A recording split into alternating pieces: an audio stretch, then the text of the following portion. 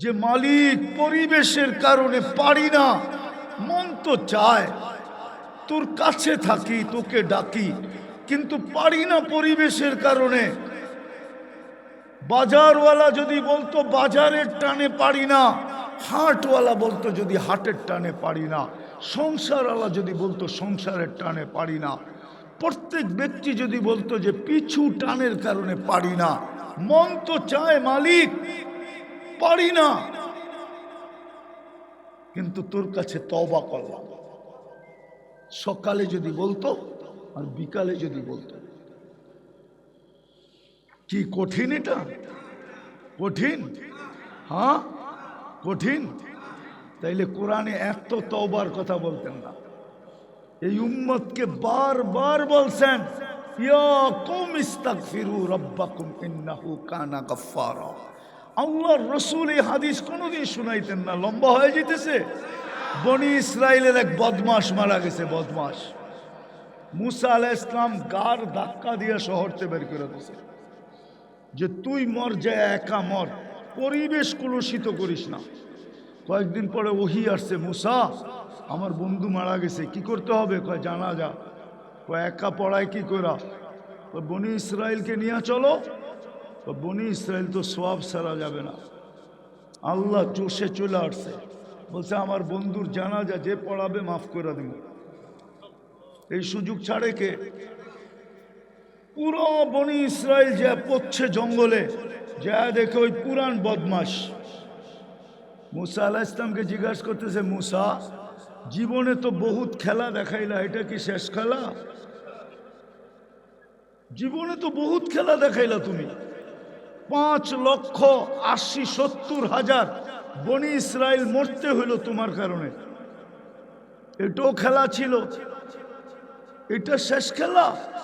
তো মুসা আলাইহিস সালাম উপরের দিকে তাকাইছে, জবাব কোত্থেকে দিবে? ওহী না আসলে তো। ওহী চলে আসছে তো আল্লাহ বলতেছে, মুসা ছিল তো বদমাশ সত্যই, কিন্তু ফালাম্মা কারুবাল মউত, মউত যখন কাছে আসছে, রাআ কারিবান ওয়া বাঈদা, কাছে দেখছে দূরে দেখছে, ইয়ামিনা ওয়া শিমালা, ডাইনে দেখছে বামে দেখছে, আমামা ওয়া আরাআ, সামনে দেখছে পিছে দেখছে, ফালাম ইয়াজিদ আহাদ, কাউকে মনের কথা বলার মতো পায় নাই।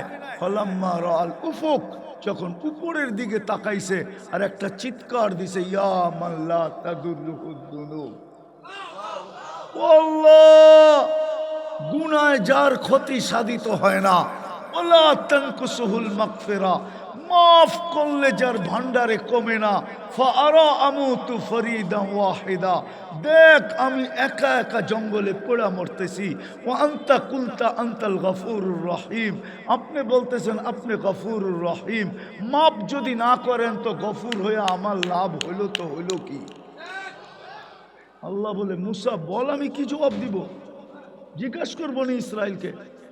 তো জিজ্ঞাসা করছে, তো বনি ইসরাইল বলতেছে, সাদাকতা ইয়া রাব্বি, রব তুমি সত্য সিদ্ধান্ত করছো।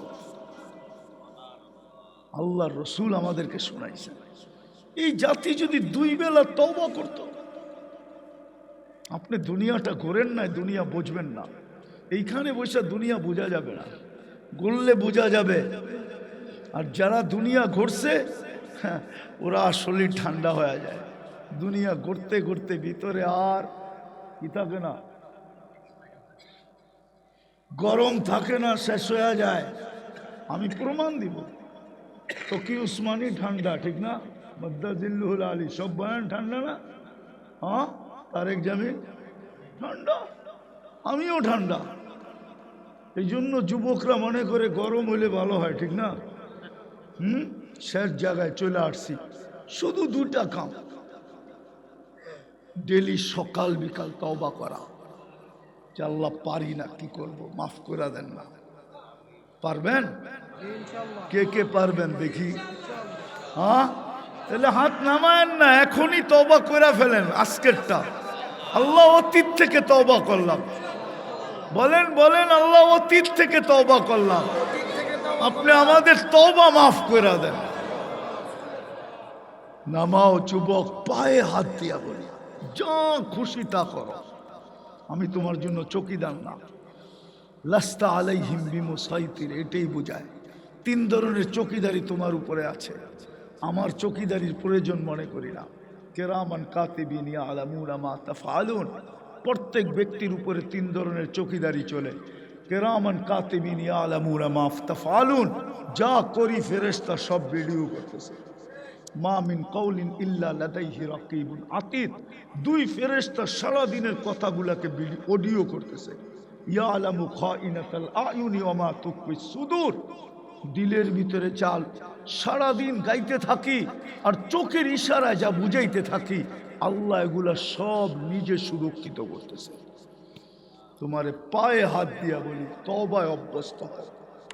সকালে একবার করো, বিকালে একবার করো, ঘুমানোর আগে একবার, সকালে একবার।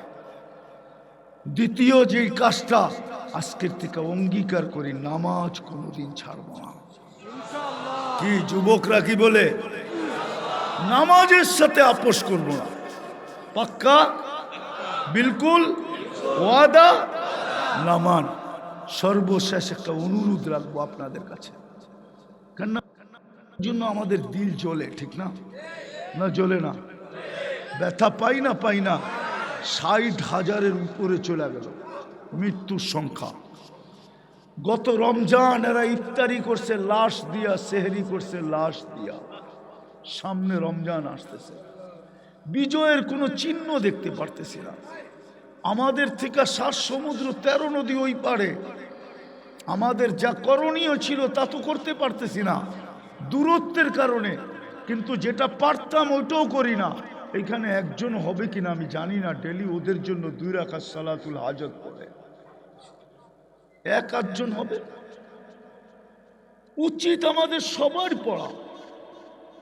18 কোটি মুসলমান বাংলাদেশের যদি সালাতুল হাজত পড়া রাত্রে যদি বলতো, মালিক এত দূরে, মন তো কাঁদে না, কিছু পাঠাইতে পারি না, নিজে যায়া কিছু সাহায্য করতে পারি, কিন্তু তুমি তো বড় কাছে, তোমাকেই বলতেছি তুমি একটু দেখো না। উচিত তো ছিল সবাই, না ছিল না? দ্বিতীয় আরেকটা উচিত ছিল আমাদের, সেটা হলো ডেলি 2 টাকা সদকা করা। আর সদকা তো তারুদ্দুল বালা, সৎকার সে পাওয়ারফুল কোনো জিনিস নাই। অ্যাটম বোমা ওর সামনে কিছু না, মিসাইল ওর সামনে কিছু না, কোনো শক্তি কিছু না। কিন্তু আমরা এখানে একজনও নাই যে ডেলি 2 টাকা সৎকা করি। করেন? তাহলে আপনি কি ব্যথা রাখেন? কেউ তো করি না। করেন 2 টাকা? করি তো না। আমি 2 টাকা বলতেছি, 2 টাকা। দাউদকান্দিতে 2 টাকা দিয়ে কোনো চা পাওয়া যায় না, কমসে কম 5 টাকা, ঠিক না? তাও দুধ ছাড়া চা, ঠিক না? জানি না পাত্তি অরিজিনাল না কালার করা, এটাও জানি না, ঠিক না? হ্যাঁ, যদিও খাই, কিন্তু দুধেরটা খাইতে গেলে 10 টাকা লাগে, ঠিক না? আপনি ডেলি 2 টাকা সৎকা করেন। যুবকদের একটা ডায়লগ আছে, আমি তো এটাই বলি, যুবকরা বলে মারমু এইখানে পড়বো ওইখানে, মারমু এইখানে পড়বো যে কই শ্মশানে, ঠিক না? সৎকা এইখানে দিব আর প্রতিক্রিয়া যে মাথার উপরে পড়বে। উচিত ছিল আমাদের ডেলি 2 টাকা সৎকা করা, কিন্তু আফসোস আমরা তো করি না। করবেন আপনারা? কে কে করবেন দেখি? হ্যাঁ, পাক্কা? চল রাখেন।